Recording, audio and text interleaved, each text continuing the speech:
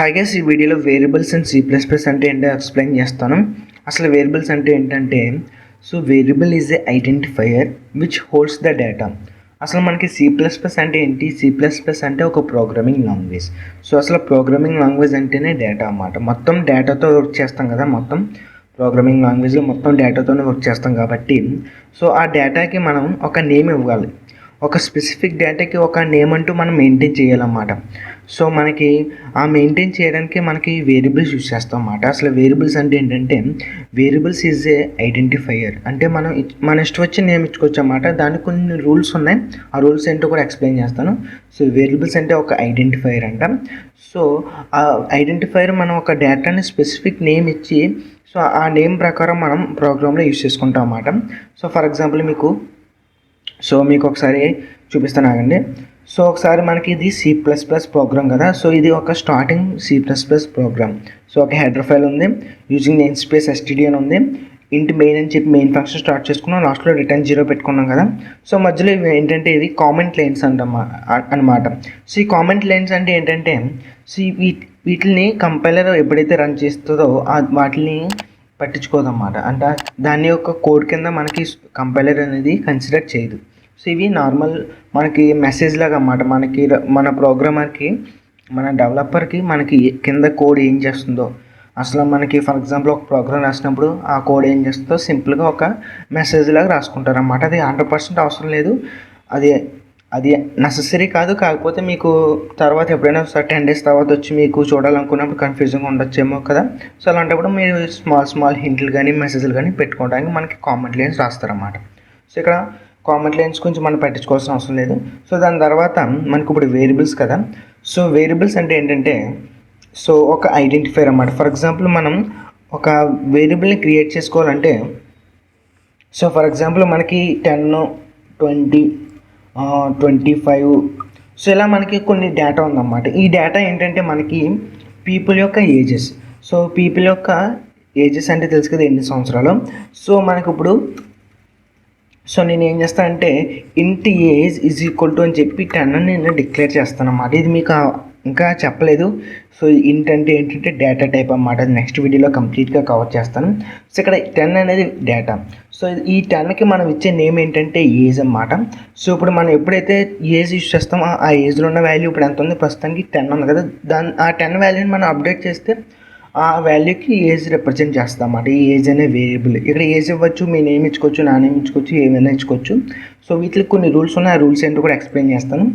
మనకి ఇప్పుడు ఎప్పుడైతే మనం ఏజ్, ఫర్ ఎగ్జాంపుల్ ప్రింట్లో మీకు ఆల్రెడీ ప్రింట్ స్టేట్మెంట్ ఎక్స్ప్లెయిన్ చేసాం కదా. సిఅవుట్ అని చెప్పి ఏజ్ అని చెప్తే మనకి ఇక్కడ ఏజ్ ప్రింట్ అవ్వదన్నమాట. ఏజ్ ప్రింట్ అవ్వకుండా ఏజ్లో ఉన్న వాల్యూ ఎంత ఉంది, 10 ప్రింట్ అవుతుంది అన్నమాట.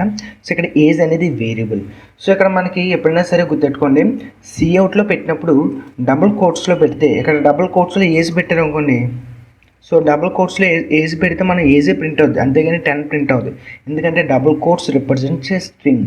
ఎప్పుడైనా సరే సిఅవుట్లో డబుల్ కోట్స్ లోపల ఏది పెట్టినా సరే, అది వేరియబుల్ అయినా సరే, అది వేరియబుల్ కింద కన్సిడర్ చేయకుండా నార్మల్ టెక్స్ట్ కింద కన్సిడర్ చేసుకుని ఏజ్ అనే దాన్ని ప్రింట్ చేస్తుంది.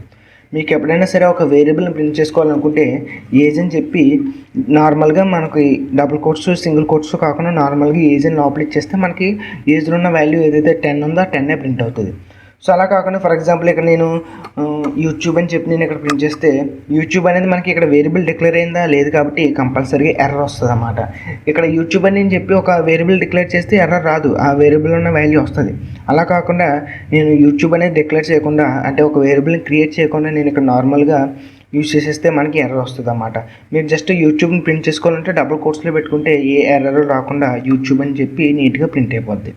ఇదన్నమాట మనకి వేరియబుల్స్ యొక్క అడ్వాంటేజ్. వేరియబుల్స్ నేమ్, ఇక్కడ మనకి నేమ్ ఇచ్చేటప్పుడు అసలు ఎలాంటి కండిషన్స్, ఎలాంటి రూల్స్ ఉంటాయో కూడా ఒకసారి మీకు ఎక్స్ప్లెయిన్ చేస్తాను.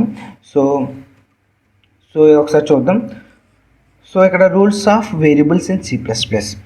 Variables name should start with alphabets or underscore. Alphabets అంటే ఏంటి, క్యాపిటల్ ఏ కానీ స్మాల్ ఏ కానీ, అంటే క్యాపిటల్ ఏ కానీ స్మాల్ ఏ కానీ అప్ టు Z వరకు.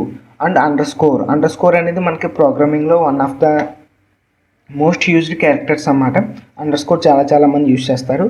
అది అండర్స్కోర్ వాళ్ళు యూజ్ ఏం లేదు, కాకపోతే ఎప్పుడు యూజ్ చేస్తారో ఒకసారి మీకు కూడా ఎక్స్ప్లెయిన్ చేస్తాను. ఒకసారి మనకి ఫస్ట్ రూల్ ఏంటంటే variable name should start with alphabets or under score.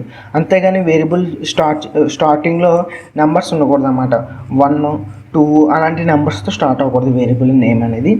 And so ఒకసారి మీకు ఎక్స్ప్లెయిన్ చేస్తున్నది ఏంటో. ఫర్ ఎగ్జాంపుల్ ఇక్కడ వేరియబుల్ క్రియేట్ చేసినప్పుడు ఇంట్ ఏజ్ని చేసుకోవచ్చు, లేకపోతే ఇంట్ ఏజ్ని చేసుకోవచ్చు, లేకపోతే అండర్ స్కోర్ ఏజ్ని చేసుకోవచ్చు. అలా కాకుండా 1 ఏజ్, $సింబల్ అలాంటి వేరియబుల్స్ మనం క్రియేట్ చేసుకోకూడదు అన్నమాట. అంటే స్టార్టింగ్లో మనకి only alphabet or underscore ఉండాలి. దాని తర్వాత name space are allowed, no spaces are allowed in variable declaration. So spaces లాంటివి ఏమీ మనకి పెట్టుకోకూడదు అన్నమాట. ఒక వేరియబుల్ క్రియేట్ చేసేప్పుడు for example number of users అని చెప్పి నెంబర్ ఆఫ్ యూజర్స్ అని చెప్పి ఒక వేరియబుల్ క్రియేట్ చేసుకోవాలనుకుంటే మనం నెంబర్ చెప్పి ఆఫ్ చెప్పి యూజర్స్ అని చెప్పి ఇలా ఒక వేరియబుల్ డిక్లేర్ చేసుకోకూడదు అన్నమాట. సో ఇలా స్పేసెస్ మధ్యలో రాకూడదు. నెంబర్కి ఆఫ్కి మళ్ళీ యూజర్స్కి మధ్య స్పేసెస్ రాకూడదు. మీకు అంతగా మీకు నెంబర్ ఆఫ్ యూజర్స్ అని క్రియేట్ చేసుకుంటే ఇలా కంబైన్ చేసుకుంటే మీకు కన్ఫ్యూజన్గా ఉందనుకుంటే నెంబర్ అని చెప్పి అండర్ స్కోర్ పెట్టుకుని దాని తర్వాత మళ్ళీ అండర్ స్కోర్ పెట్టుకుని దానివల్ల ఏంటంటే మనకి చూడడానికి బాగా కనబడుతుంది. ప్లస్ అండర్ స్కోర్ ఉండడం వల్ల మనకి అది వ్యాలిడ్ వేరియబుల్ అవుతుంది అన్నమాట. సో అది third rule. Second rule and third rule ఏంటంటే except underscore no special symbols are allowed. So underscore తప్పించి ఇంకే స్పెషల్ సింబల్స్ పెట్టకూడదు అన్నమాట. ఫర్ ఎగ్జాంపుల్ ఇక్కడ మధ్యలో యాష్ ఆర్ మధ్యలో డాలరు ఇలాంటి ఇలాంటి స్పెషల్ క్యారెక్టర్స్ అస్సలు ఉండకూడదు అన్నమాట మన వేరియబుల్స్లో ఎక్కడైనా సరే, స్టార్టింగ్ అనే కాదు ఎక్కడైనా సరే. ఇది third rule. And fourth rule ఏంటి, variable name always should exist in the left side of assignment operator.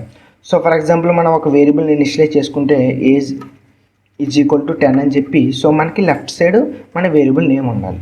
So ఇది మీకు ఈ ఇంట్ అంటే ఏంటి, అది మీకు ఇనిషియలైజేషన్ అంటే ఏంటో మీకు ఆల్రెడీ ఇంకా ఎక్స్ప్లెయిన్ చేయలేదు. డేటా టైప్స్ చెప్పిన తర్వాత మీకు అది కూడా ఎక్స్ప్లెయిన్ చేస్తాను. అది చాలా సింపుల్ కాన్సెప్ట్. సో దాని తర్వాత keywords cannot be used as variable name. So keywords అనేది మనకి వేరియబుల్ నేమ్ కింద యూజ్ చేసుకోలేము అన్నమాట. ఫర్ ఎగ్జాంపుల్ మీకు ఆల్రెడీ ఇప్పుడు చెప్పాను కదా, సిఓట్ అని చెప్పి మీకు ప్రింట్ ఎలా చేసుకోవాలో చెప్పాను. హలో వరల్డ్ అని చెప్పి ప్రింట్ చేసుకోవచ్చు అని చెప్పాను కదా. సో ఇలాంటప్పుడు మనం సిఔట్ని మనం ఒక వేరియబుల్ కింద క్రియేట్ చేసుకోకూడదు అన్నమాట. ఫర్ ఎగ్జాంపుల్ ఇంట్ సిఔట్ అని చెప్పి 10 అని చెప్పి అలాంటివి యూజ్ చేసుకోకూడదు అన్నమాట. అంటే సిఔట్ అంటే ఆల్రెడీ C++ లోపల మనకి ఫంక్షనాలిటీ ఉంది సిఔట్ అనేది ప్రింట్ చేయడానికి అని చెప్పి అలాంటి వేరియబుల్ నేమ్ పెట్టుకోకూడదు అన్నమాట. వేరియబుల్ నేమ్ ఏదైనా పెట్టుకోవచ్చు కానీ C++ కీవర్డ్స్ మాత్రం పెట్టుకోకూడదు. ఫర్ ఎగ్జాంపుల్ ఫర్ లూప్ అని అంటారు కదా, అలా అని చెప్పి ఫర్ అనేది మనకి C++ వేరియబుల్ కీవర్డ్ కాబట్టి ఇంట్ ఫర్ అని చెప్పి 10 అని చెప్పి మనం అలాగా అసైన్ చేయకూడదు అన్నమాట. అది మనకి ఎర్రర్ వస్తుంది. సో వేరియబుల్స్ నేమ్స్ ఎలా క్రియేట్ చేసుకోవాలో, రూల్స్ ఎలా ఫాలో అవ్వాలో ఎక్స్ప్లెయిన్ చేస్తాం కదా. చాలా సింపుల్ అన్నమాట. వేరియబుల్ అంటే డేటాను హోల్డ్ చేసే ఐడెంటిఫైర్ అంటే మనకి ఇష్టం వచ్చిన నేమ్ ఇచ్చుకుని ఆ డేటాకి మన ఇష్టం వచ్చిన నేమ్ ఇవ్వడం అన్నమాట. సో మీకు ఈ వీడియో అర్థమైంది అనుకుంటున్నాను. సో మీకు వీడియో నచ్చితే లైక్ చేయండి, నచ్చకపోతే డిస్లైక్ చేయండి. Thanks for watching. Consider subscribing. Stay hot, stay in.